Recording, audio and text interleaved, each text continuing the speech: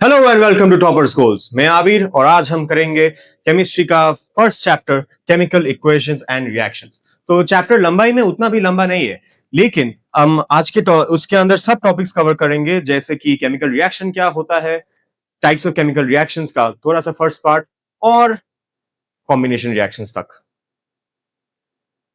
तो हम चले जाते हैं फर्स्ट स्लाइड में। Chemical reaction. It is a process where substance combine to create a new substance with unique properties. Chemical equations are a chemical equations is the symbolic representation of a chemical reaction.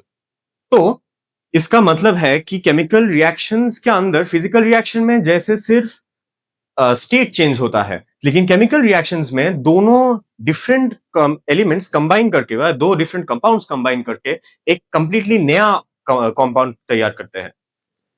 और chemical equations है simple terms में कि जो representation होता है chemical equations का, क्योंकि जब हम डिस्क्राइब कर रहे हैं किसी के पास कि केमिकल रिएक्शंस क्या है, तो हमें समझाना पड़ेगा ना कि क्या मिक्स कर कितना सा मिक्स कर रहा है रिएक्शंस के लिए। इसीलिए केमिकल रिएक्शंस इंपॉर्टेंट होता है। तो चलो हम देख लेते हैं example. Zinc metal reacts with dilute sulphuric acid to form zinc sulphate and hydrogen gas. हम यहां पर देख लेते हैं। तो Zn जो है zinc sulphur, zinc sulphate ZnSO4 4 and HCl, ये डाइल्यूट है। ZnSO4 जो होता है कि ये होता है ZnCl2 प्लस H2SO4। ये बैलेंस नहीं है, बैलेंसिंग में हम बाद में जाएंगे, लेकिन जिंक सल्फेट जो है ये देख रहे हो केमिकल इक्वेशन जो है उसके अंदर हम देख रहे हैं क्या कंबाइन कर रहा है। ये दोनों प्रोडक्ट्स क्या है, केमिकली डिफरेंट प्रोडक्ट्स है। उसके पास भी हम और देख रहे हैं कि ये है एलिमेंट का स्टेट, जो कंपाउंड है उसका जो कंडीशन है, कंडीशन देख रहे हैं। तो सॉलिड है, लिक्विड है, और ये तैयार कर रहा है क्या, सॉलिड है। हाँ, और ये जो है ये एक्वस है और ये भी एक्वस है। हाँ, तो ये इंपॉर्टेंट है क्योंकि जो हमारा स्टैंडर्ड है यूपैक कहते हैं, उसने सब कुछ डिसाइड करके रखा है कि हम क्या कैसे रिप्रेजेंट करेंगे। इसीलिए केमिकल रिएक्शंस इंपॉर्टेंट होता है। हम फिर से चले जाते हैं सेकंड स्लाइड पर, थर्ड स्लाइड पर। Why is magnesium rubbed with sandpaper before burning? तो हमने देखा है कि एनसीईआरटी के अंदर जो है पहली एग्जांपल दिया हुआ है कि मैग्नीशियम जो मेटल होता है वो क्यों हम बर्न करते हैं और क्यों उससे सैंडपेपर से रब करना होता है। तो तुम्हें पता है कि मैग्नीशियम जो मेटल है, प्योर मेटल तो मतलब क्या है, प्योर फॉर्म में है। तो मैग्नीशियम जो मेटल है वो है एक बहुत रिएक्टिव एलिमेंट, रिएक्टिव। इसीलिए मैग्नीशियम को केरोसिन के अंदर ऐसे इनर्ट कंडीशन में रखा होता है, क्योंकि वरना जो हवा है ना, हवा से उसका रिएक्शन होता है, इसके लिए उसके बाहर एक कोटिंग हो जाता है मैग्नीशियम ऑक्साइड का। एक अगर तुम समझ लो कि मैग्नीशियम यहाँ ऐसा क्लीन है, सरफेस है, मैग्नीशियम ऑक्साइड का एक बाहर एक कोटिंग हो जाता है, और अगर तुम इसको लाइट करने जाओगे, burning light flame, blinding light flame, आंखों में तुम अंधेरे अंधेरे देखोगे जलाने के बाद। किंतु ये जो है मैग्नीशियम ऑक्साइड ऑक्सीजन के पास कन्वर्ट करके, यहां यहां लिखा है जो, ये इसका कवरिंग जो है ये उसको बर्न नहीं करने देगा, इसको रिएक्ट नहीं करने देगा। इसलिए हम सैंडपेपर से ऊपर का लेयर रब कर देते हैं। ठीक है, तो जब हम मैग्नीशियम को बर्न कर रहे हैं तो क्या होता है, magnesium plus O2 to magnesium OS, और ये नीच पर सिर्फ एक मैग्नीशियम ऑक्साइड का एक डस्ट पाउडर निकाल देता है, जो कोटिंग में था वो पूरा सा हो जाता है, और एक बर्निंग व्हाइट फ्लेम है। फ्लेम क्या होता है, जो फ्लेम दिख रहा है उसके मतलब है कि ये रिएक्शन में, केमिकल रिएक्शन में एनर्जी रिलीज होता है। इसको इसलिए कहते हैं एक्सोथर्मिक। अब कुछ कुछ रिएक्शन एक्सोथर्मिक होता है, कुछ कुछ रिएक्शन एंडोथर्मिक होता है। जैसे ग्लूकोज को, अगर तुम कभी ग्लूकॉन डी खाए हो, ग्लूकॉन तो खाए होगे, तो ग्लूकॉन डी को जब पानी में देते हो तब तो एक डिसॉल्व हो जाता है, उस टाइम पे वो ठंड हो जाता है, ग्लास तो ठंड हो जाता है। इसको अगर हम बर्न करेंगे तो ये एक्सोथर्मिक, ये आग देता है। इसीलिए हम देख रहे हैं कि केमिकल रिएक्शंस बहुत ज्यादा टाइप के होते हैं, तो एक्सोथर्मिक में ऐसा तैयार होता है। इसीलिए बैलेंस्ड केमिकल इक्वेशन। सो हम जब going back to the topic where we were saying that chemical equations एक स्टैंडर्ड फॉर्म है, हम रिप्रेजेंट कर रहे हैं कि क्या किस फॉर्म में है। तो जब हम बैलेंस्ड केमिकल इक्वेशन लिख रहे हैं, सिर्फ एलिमेंट्स का और कंपाउंड्स का नाम नहीं, उसके साथ नंबर भी बैलेंस करना होगा। ये क्यों इंपॉर्टेंट होता है मैं लोगों को बता रहा हूं। Fe प्लस H2, Fe का मतलब आयरन, वाटर, Fe3O4H2। ये तो सिर्फ बता रहा है कि कौन एलिमेंट्स रिएक्ट कर रहा है क्या देने के लिए। उसके साथ हमको पता होने चाहिए कि कितना कंबाइन करने के लिए कितना हम प्रोडक्ट्स पा रहे हैं। इससे हम एफिशिएंसी मेजर कर सकते हैं। हाँ, तुम अगर सोच कर देखो कि हम एक कंपाउंड एक लैब के अंदर है, ये फैक्ट्री के अंदर है, और उसके अंदर हमें सिर्फ Fe3O4 लगेगा, बहुत ज्यादा Fe3O4 लगेगा, तो तब तो सिर्फ Fe और 1 किलो आयरन और 1 किलो पानी तो नहीं मिलाकर देखेंगे। तो तब अगर हम ये इक्वेशन फॉलो करेंगे कि 3Fe4H2, इसके मतलब है 3 किलो आयरन और उसके साथ 4 किलो वाटर, तो हमारे पास 1 किलो Fe3O4 मिलेगा। ऐसे हम एक बैलेंस रख सकते हैं कि हम कितना इनपुट में कितना आउटपुट मिल रहा है। इसीलिए बैलेंसिंग का बहुत जरूरत है। तो हम केमिकल को इक्वेशन को कैसे बैलेंस करेंगे, हम ये वाले देख लेते हैं।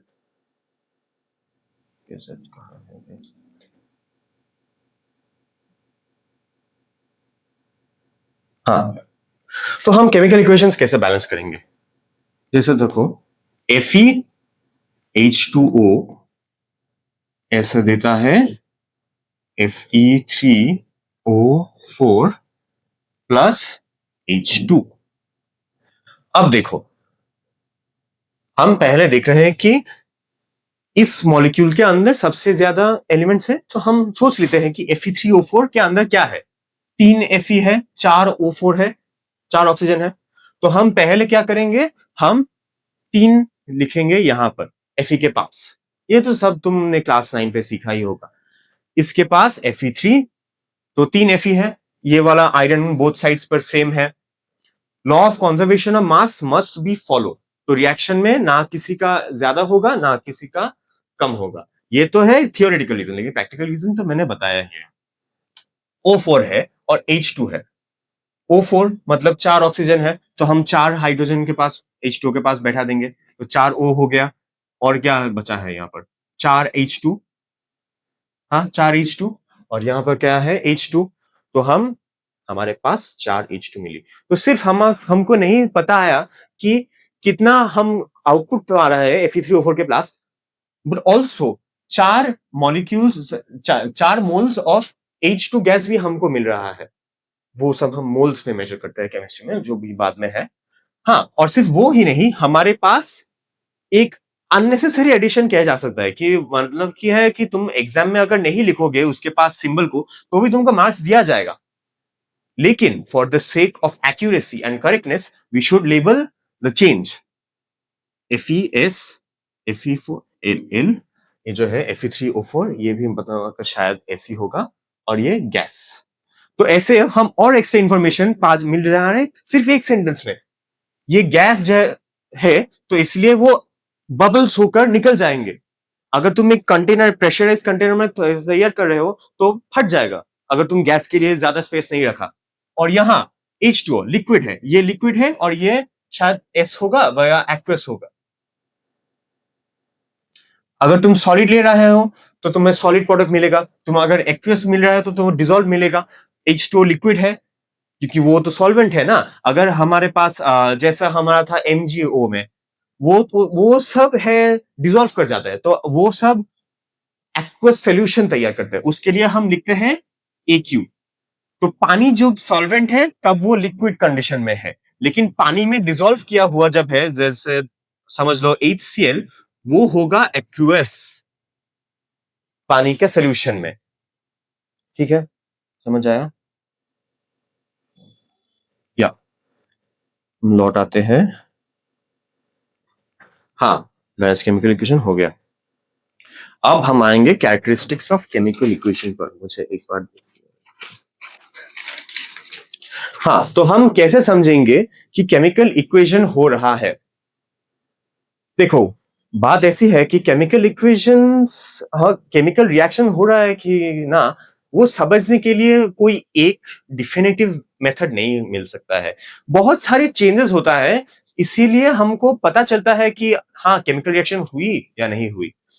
तुमको, क्योंकि केमिकल एनालिसिस तो सब टाइम में संभव नहीं है, लेकिन कोई यहाँ पर इसलिए एनसीईआरटी में दिया हुआ है कोई कैरेक्टरिस्टिक्स जो सिर्फ केमिकल रिएक्शंस के लिए नॉर्मली होता है। जैसे देख लो, formation of a new substance.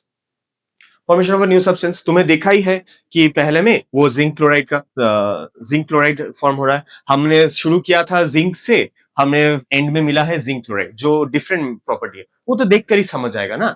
Zinc metal जैसे ब्लैक ब्लैक ब्लैक ब्लैक होता है, और जिंक क्लोराइड जो है वो तो डिजोल्व कर जाएगा, वो भी एक ब्लैक नहीं होता, वो सब ब्राउन कलर होता सकता है, व्हाइट कलर हो सकता है, लेकिन ब्लैक नहीं होता। तो तुमको देखकर ही पता चल जाएगा कि जो ये है वो डिफरेंट है। Change in colour, change in colour जो कह रहा था, अब तुम चेंज इन कलर तो सिर्फ उससे नहीं, और डिफरेंट चीजों से भी दिखेगा। चेंज इन कलर जैसे तुम अगर कुछ को ऑक्साइड, जो हाँ मैग्नीशियम ऑक्साइड, मैग्नीशियम मेटल का है, वो तो मेटेलिक कलर होता है, बर्न किया white layer magnesium oxide, colour change हो गया। एवोल्यूशन ऑफ गैस, हमने अभी देखा था कि जिंक सल्फेट के अंदर गैस निकल रहा है, H2 गैस का बबल्स बबल्स दिखेगा। अगर तुम अब कार्बन डाइऑक्साइड निकल रहा है, बहुत रिएक्शंस हैं, तुम जब लैब में किए हो, तुमने देखा होगा शायद कि बबल्स निकल रहा है, कार्बन डाइऑक्साइड का बबल्स निकल रहा है। तो evolution of gas is a good change, because अंदर जो मॉलिक्यूल्स है, कंपाउंड जो सोल्यूशन में प्रोडक्ट साइड पर है, उससे कुछ मॉलिक्यूल्स रिलीज होकर स्टेट चेंज कर निकल आ रहा है। So that is definitive proof that it is a chemical reaction. Evolution और एब्जॉर्प्शन ऑफ हीट, मैंने जो बता रहा था कि एक्सोथर्मिक और एंडोथर्मिक के बारे में, ये होता है क्योंकि जो केमिकल इक्वेशंस, केमिकल कंपाउंड्स होते हैं, सब मॉलिक्यूल्स के अंदर तो मॉलिक्यूलर बॉन्ड्स होते हैं, तुम्हें शायद पता होगा। तो बॉन्ड्स को जब हम तोड़ेंगे या फिर नया बॉन्ड्स तैयार करेंगे, तब बाहर से एनर्जी हम ले सकते हैं या दे सकते हैं।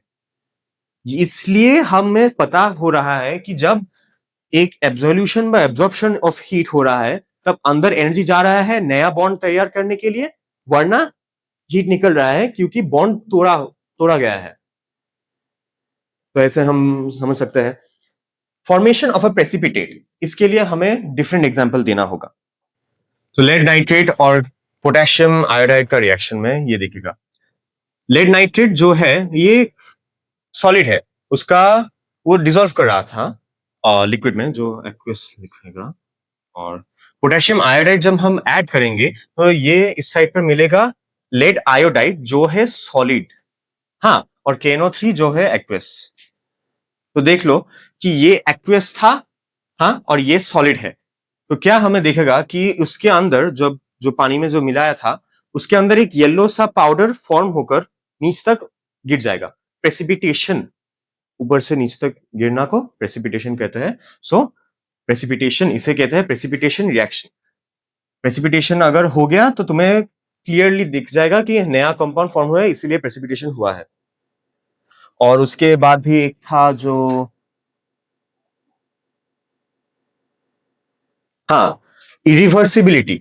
हाँ, तुम्हें देखा होगा कि जो आइस मेल्ट करना, आइस फ्रीज हो जाना, वो तो सिर्फ एक फिजिकल चेंज है ना, चेंज इन स्टेट हो रहा है, लेकिन कोई वो रिवर्सिबल है। एक बार फ्रीज किया, एक बार मेल्ट किया, और एक बार फ्रीज कर दो, लेकिन ये जो है रिएक्शंस है, इरिवर्सिबल नहीं होते हैं। इसके मतलब नहीं कि सब केमिकल रिएक्शंस इरिवर्सिबल होते हैं, या फिर केमिकल रिएक्शंस को एक बार हो गया तो फिर पूरा जिंदगी के लिए वैसे ही रहना पड़ेगा, नहीं। इसका मतलब है कि जब तुम्हारा केमिकल रिएक्शन हो गया, उस कंडीशन में खुद को अगर खुद से रख दो, तो वो पिछला स्टेट में नहीं कन्वर्ट कर जाएगा। तुम्हें जो जिंक सल्फेट फॉर्म किया था वहां पर, जिंक सल्फेट फिर से जिंक नहीं हो जाएगा, सल्फेट आयन नहीं हो जाएगा।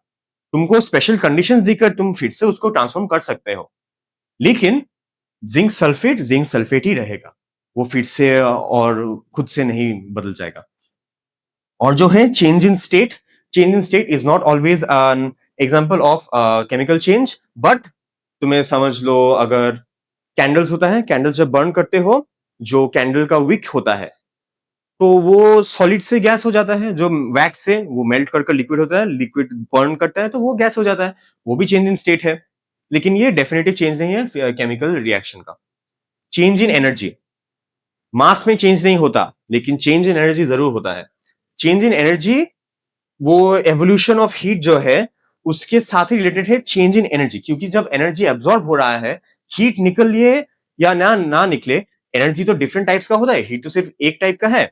तो बॉन्ड्स तोड़ने के लिए या फिर तैयार होने के लिए बिना हीट के भी एनर्जी ले सकते हैं। अगर तुम्हें कभी देखा है कि सुना होगा कि ओजोन लेयर होता है ना, O3, O3 का बॉन्ड्स जब तोड़ जाते हैं और वो फिर से O2 गैस देते हैं और O देता है, तब वो हीट से नहीं होता, वो और एक डिफरेंट टाइप का एनर्जी से होता है, एनर्जी चेंज करता है। और सिर्फ वो ही नहीं, कंपाउंड का एनर्जी चेंज करता है। लेकिन वो सब हमारे इस चैप्टर का स्कोप का बाहर है, वो हम डिफरेंट क्लास में पढ़ेंगे अगर तुम केमिस्ट्री 11 में लिया होगा तो। ठीक है, मैं एक एग्जांपल देता हूं जो कि है चेंज इन टेम्परेचर का, जो एनसीईआरटी में शायद होगा, वो ही है स्लेकेड लाइन। तुम्हें घर में चून दिखा होगा, व्हाइट कलर का वो होता है, हाँ, तो वो है CaO। तुम अगर उसके ऊपर पानी दोगे तो देखोगे कि बहुत सा गर्म हो जाता है। अगर कोई भी तुम्हें ग्लास के अंदर तुमने वो दिया होता हो तो तुम्हें दिखेगा कि वो बहुत हॉट हो रहा है, वो बबल कर रहा है, उसके बाद ग्लास फोड़ गया। मेरे घर में भी हुआ था। लेकिन मैंने उसे जान पाया कि इससे चेंज इन हीट हो रहा है, इससे केमिकल चेंज हो रहा है, क्योंकि जो मिला था मेरे पास, इससे मिला हमारे पास CaOH होल ट्वाइस। ये जो मिला था मेरे पास, ये चून नहीं था, ये चून जो यहां पर दिखा हुआ था, ये वैसा नहीं था। CaOH होल ट्वाइस, और इसके साथ थोड़ा सा गैस भी निकलता है, वो है ऑक्सीजन, हाइड्रोजन गैस निकलता है, वो नेग्लिजिबल अमाउंट से होता है। तो हाँ, COH होल ट्वाइस, इसके अंदर प्लस हीट। अगर तुम देखोगे कि तुम्हारे शरीर के अंदर जब ग्लाइकोलाइसिस होता है और रेस्पिरेशन होता है, खाना तोड़कर एनर्जी रिलीज होता है, उस एनर्जी से ही हम ऐसा लड़बड़ कर सकते हैं। ठीक है, तो बच्चों आज के लिए सिर्फ इधर तक ही रहे। हम उसके बाद नेक्स्ट वीडियो में हम डिफरेंट टाइप्स का रिएक्शन, जैसे कॉम्बिनेशन रिएक्शन, डिकम्पोजिशन रिएक्शन, वो सब हम पढ़ेंगे। तो आज के लिए थैंक यू। अगर अगर वीडियो अच्छा लगा तो जरूर लाइक कीजिए और सब्सक्राइब कीजिए, और अगर अच्छा नहीं लगा तो कमेंट कीजिए।